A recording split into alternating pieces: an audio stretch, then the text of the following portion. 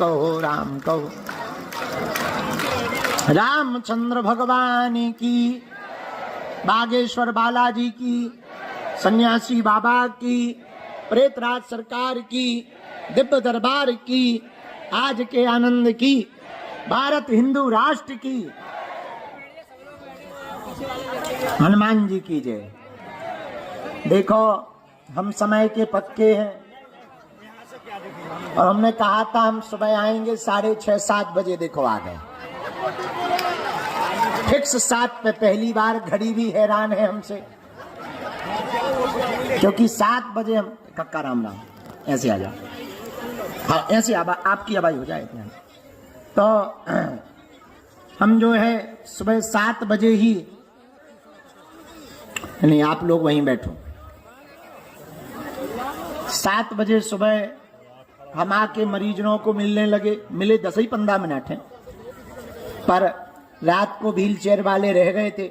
जब तुम्हें हमने वहां से प्रवचन सुनाए ऊपर से हवेली से, और फिर वहीं बगल में डला था बिस्तर, तो दिन भर के एक तो 5 दिन के थके थे, बुढ़ापे का शरीर, ऊपर से अब तो और 5 दिन भोजन नहीं मिले तो 94 प्लस लगी उम्र, जैसे 94 साल पार हो गए हों। ऊपर से बढ़ती हुई दाढ़ी, मूछें फंसती हुई, तो फिर और लग रहा था कि सच में बुढ़ापा आ गया है। 11 लाख जप पूरा हो गया, कमजोरी आ गई है, वजन 2.5 किलो घट गया है, लेकिन मजा बहुत आ रहा है। मजा इस बात पे आ रहा है कि हमारे गुरुजी बहुत खुश हैं। और इन 5 दिनों में जो 2 दिन हमने दरबार नहीं लगाया, उसका एक अलग मजा था। धाम पे रह करके धाम में ना रहना, ये अलग मजा था। और हम किसी बादशाह को नहीं मिले, बस सुबह उठते थे, रात भर जप करते थे, दिन में 2.5 घंटे सोते थे, फिर जप करते थे। मिलता था चाय और जल, चाय और जल पी के 24 घंटे में 1 गिलास दूध मिलता था, तो मंदिर चढ़ जाते थे। क्या आनंद बरसता था, हाँ हाँ, ऐसा लगता था यही जिंदगी का सच्चा रस है। तो सच बताएं, हमसे कोई उस वक्त पूछता तो हम यही कहते कि बस हमारा इस्तीफा ले लो, मंदिर हमें दे दो। अगर हमसे कोई पूछता कि आप अपनी ख्वाहिशें बताओ, तो बस मेरी ख्वाहिशें इतनी सी रह गई थी कि मैं रहूं, मंदिर रहे, बस। उसका एक अलग मजा था। पर सब जरूरी है, साधना करेंगे, तप करेंगे तो जीवन सधा हुआ रहेगा। जीवन को साधने के लिए साधना जरूरी है। जब तक आप खुद को नहीं साधोगे, देवताओं को क्या खाक साधोगे। अब पाकिस्तान वालों से देख लो, पाकिस्तान वालों की खुद की लुगाई नहीं सध रही, अब उनसे देश क्या खाक सधेगा। हालत देखो, उन्हें यही पता नहीं चल रहा है कि बम गिर कहां रहे, और क्या गजब की सिक्योरिटी है उनकी, उनकी ही सिक्योरिटी पे बम फेंक रहे भारत वाले हैं। अभी लगभग दोनों तरफ से जवाबी कार्रवाई चल रही है। हमने तो कल उनके लिए हवन किया है, तुम लोग भी प्रार्थना करो, भारत की आर्मी जवान सुरक्षित रहें, संरक्षित रहें। और ऐसे ही मिनी दिवाली पाकिस्तान में मनाते रहें। अभी लगातार अभी टेक्नोलॉजी की लड़ाई चल रही है, उस तरफ से ड्रोन फेंके जा रहे हैं, इधर से ड्रोन फेंके जा रहे हैं। पर पाकिस्तान भिखमंगा देश, बल्कि उनके एक आर्मी ने कहा है कि हम टैंकर ले जाना चाहते हैं, तो दूसरा बोला कि डीजल ही नहीं, ले कहां से जाओगे। हालत बहुत खराब है उनकी। अच्छा, अद्भुत बात यह, धन्य है भारत की आर्मी।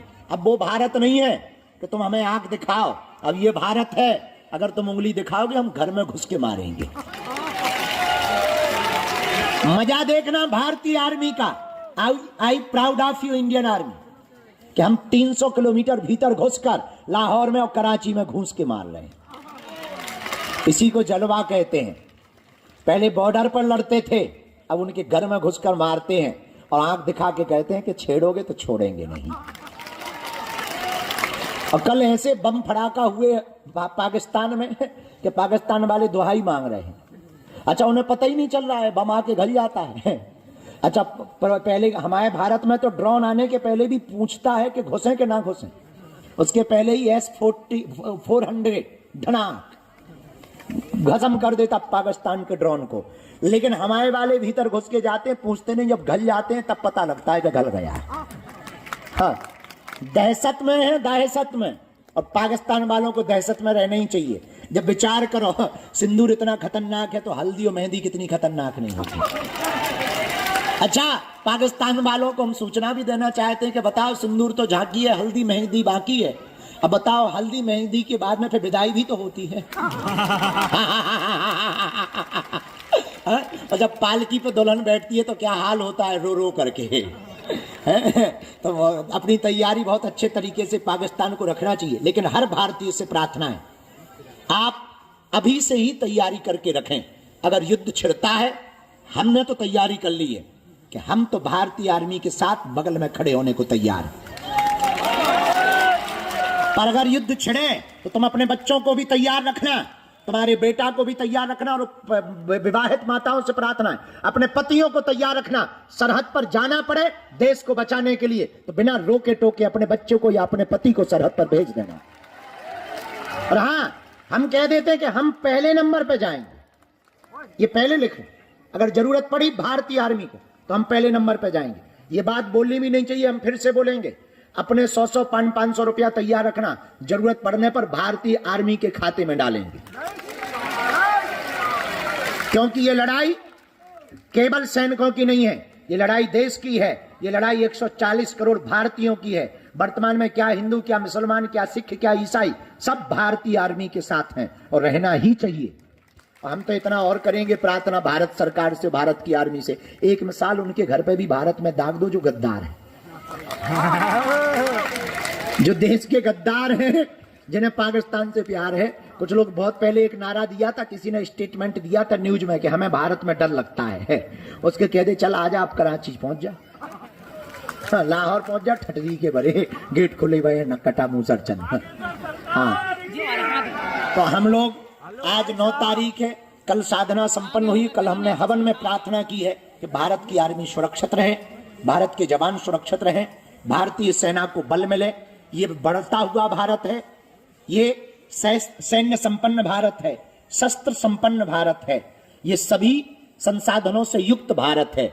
ये वर्तमान का भारत है, ये 2025 का भारत है। ये बिगड़ा हुआ भारत नहीं, बना हुआ भारत है। ये डरा हुआ भारत नहीं, आंख दिखाने वालों के घर में घुसकर मारने वाला भारत है। और आतंकवाद और अलगाववाद के खिलाफ अगर कोई जंग जीत सकता है तो केवल भारत जीत सकता है। और यशस्वी माननीय प्रधानमंत्री जी दम लगा करके खुला छुट्टी दे रखे हैं कि बेटा कोई छेड़े है तो भारतीय आर्मी से कह दिया तुम छोड़ना मत। देखो, प्रधानमंत्री तो ऐसा ही होना चाहिए, ऐसे ही प्रधानमंत्री काम का है। अब बताओ, हर बार जो है हमले होते थे, हम लोग कड़ी निंदा करके पोस्ट डाल के कैंडल जला के सो जाते थे। अब बहुत बढ़िया है कि जिनने हमारी नींद खराब करी उनके शहरों की नींदें खराब हो गई। हाँ, पूरे देश की नींद खराब हो गई पाकिस्तान की। प्रधानमंत्री तो ऐसे ही होना चाहिए, दमदार। तो हमें तो बहुत मजा आया, आई प्राउड ऑफ यू। हमें तो बहुत ज्यादा गर्व है इस बात पे, और इस बात पे भी हमें ज्यादा गर्व है कि हमारे बड़ा वाला भाई बड़ा खतरनाक टाइप का है। तो हमें और ज्यादा प्रसन्नता है। तो अभी वर्तमान में बहुत बढ़िया चल रहा है, लेकिन आप लोग प्रार्थना करिए, तैयारी करके रखिए। जरूरत पड़ने पर अगर जाना पड़े तो तैयारी करके मनोयोग में रखिएगा। हम भारत की आर्मी के साथ कदम से कदम मिला करके खड़े होंगे और पाकिस्तान को और भारत विरोधी लोगों को मुंह तोड़ जवाब देंगे। और भारत की सभी पार्टियों से हम प्रार्थना करेंगे, आपसी लड़ाई अपने आप में है, चाहे वो सपा हो, कांग्रेस हो, बसपा हो या अकाली दल हो, जनसत्ता हो, जो भी दल है, सब पार्टियों से प्रार्थना है। आपसी असहमति अपनी जगह है, पर देश के लिए हम एकजुटता दिखाते रहें ताकि देश के दुश्मनों को ये लगे कि हम आपस में भले ही अलग हैं पर दुश्मनों के लिए एक हैं। बोलो सीताराम, जोर से बोलो और जोर से बोलो, वंदे भारत माता की, भारत माता की, भारत माता की। हम लोग भी प्रार्थना करें, तैयारी करो। हम तो कहते हैं कि एक बार में ही इससे हिसाब किताब पूरा हो जाए। आओ, बार बार का झंझट खत्म हो। आओ, बोलो सीताराम।